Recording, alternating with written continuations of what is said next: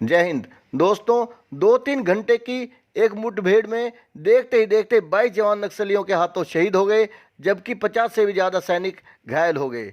सारे देश में मातम पसर गया, बहनों की मांगें सूनी हो गई, कितने ही आंगन खाली हो गए और छोटे छोटे ना जाने कितने बच्चे अनाथ हो गए।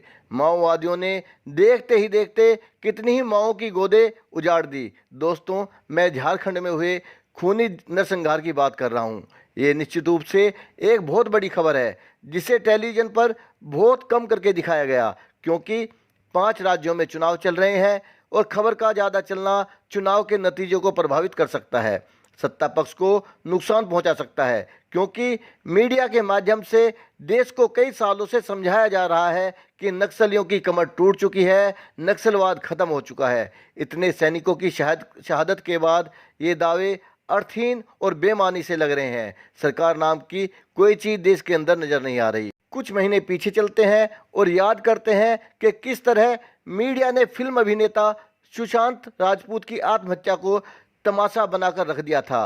कोई ऐसी एजेंसी नहीं बची थी जो उस केस पर ना लगाई गई हो। उस समय बिहार में इलेक्शन चल रहे थे और उसकी मौत को वोटों में तब्दील करना था। चुनाव होते ही इस केस से सारी एजेंसी खत्म हो गई, मीडिया से ये खबर ही गायब हो गई और देश की जनता के लिए बचे सिर्फ ढाक के 3 पात। दोस्तों, आगे बढ़ते हैं आज के विषय पर।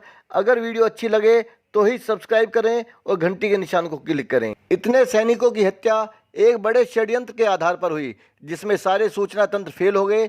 माओवादियों की चालें और कोशिशें कामयाब रही, जिसमें माओवादियों की पीपुल्स लिबरेशन गुरिल्ला आर्मी के बटालियन नंबर 1 के कमांडर हिडमा ने खुद ही तर्रेम के आसपास के जंगल में होने की खबर प्रचारित कर दी और सुरक्षा बलों के 2000 से अधिक जवान इस बटालियन को घेरने के लिए निकल पड़े। माओवादियों के जाल में फंसते चले गए और जब तक समझ पाते कि उन्हें षड्यंत्र के चक्रव्यूह में फंसाया जा चुका है, तब तक मौत का तांडव शुरू हो चुका था। दोस्तों, असलियत में छत्तीसगढ़ में 2 जिले हैं, बीजापुर और सुकमा, जो राज्य के अंतिम छोर पर बसे हुए इलाके हैं और इन्हीं 2 जिलों की सरहद पर बसा हुआ है टेकलागुड़ा गांव। ये गांव माओवादियों का गढ़ भी है और इस नरसंहार का केंद्र भी, जहां शनिवार की दोपहर कई घंटों तक पुलिस और माओवादियों के बीच मुठभेड़ चलती रही। असल में माओवादियों का गढ़ कहे जाने वाले इस क्षेत्र में माओवादियों के बटालियन नंबर 1 का दबदबा है, जिसका नाम कमांडर माडवी है।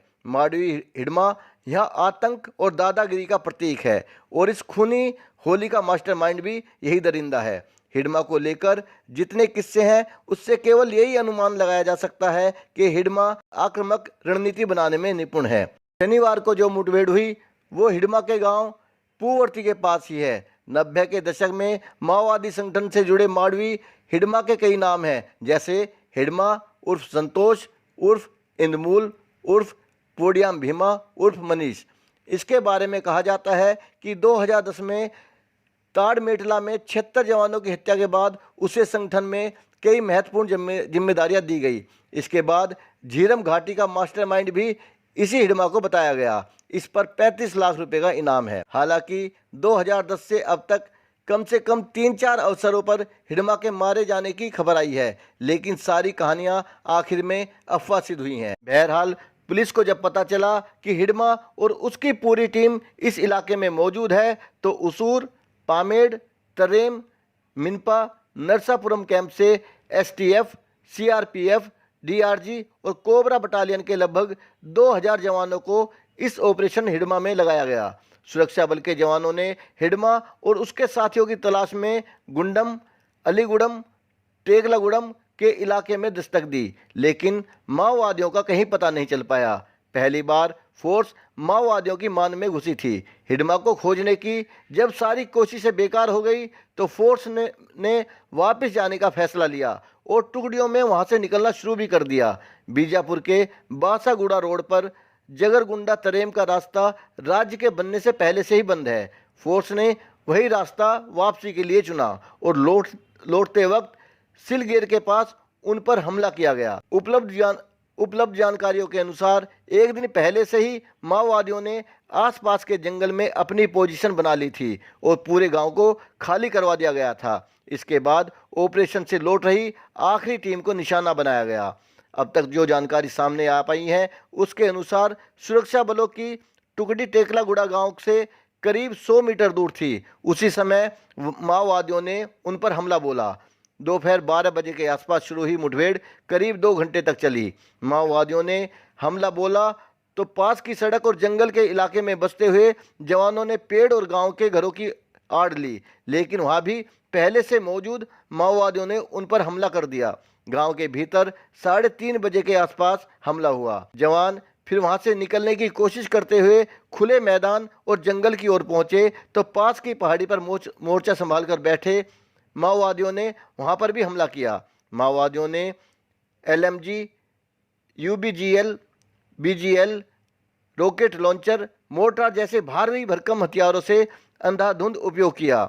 माओवादियों ने सैनिकों के बचने के सारे रास्ते बंद कर दिए। माओवादी सभी रास्तों से परिचित थे, इसलिए वो जानते थे कि सैनिक कहां कहां से भागने की कोशिश करेंगे। इसलिए जान बचाने के हर रास्ते पर माओवादियों ने पहले से ही मोर्चा जमा रखा था। दोस्तों, रविवार को जब जवानों के शव बरामद करने सुरक्षा बलों की टीम पहुंची तो वे माओवादियों की इस रणनीति को देखकर हैरान थे कि माओवादियों ने वी आकार का एम्बुश लगाया हुआ था, जिससे बचकर निकलना बहुत बड़ी बात होती है। एक जवान ने BBC से कहा कि हर घर पर ताला झूल रहा था और गांव में एक भी आदमी नहीं था। गांव की गलियों में जवानों के शव पड़े हुए थे। एक शव तो एक घर के दरवाजे पर मिला। हमारी मजबूरी थी कि हर एक शव को पहले हमें रस्सियों से खींचना पड़ता था, कहीं शवों के नीचे माओवादियों ने कोई विस्फोटक ना जमा दिया हो। शनिवार की दोपहर में हुए मुठभेड़ के बाद अगले दिन सुबह सुरक्षा बलों के पहुंचने से पहले तक माओवादी मौके पर मौजूद थे और एक एक जवान की तलाशी लेकर उनके हथियार, सेलफोन, रसद, जूते, बेल्ट आदि निकालकर ले जा रहे थे। सुबह सुकमा जिला मुख्यालय और बीजापुर जिला मुख्यालय के पत्रकारों की टीम वहां पहुंची तो हथियारबंद माओवादियों ने उनसे भी सवाल जवाब किए। माओवादियों ने रविवार की सुबह आने वाले बचाव दल को निशाना बनाने की भी तैयारी कर रखी थी और इस तरह से माओवादियों की चालाकी, नफरत और धोखे की वजह से हमने अपने 22 लोगों को खो दिया। कुछ लोग इनकी संख्या 32 से ज़्यादा बताते हैं, लेकिन सरकारी आंकड़े 22 की संख्या बता रहे हैं।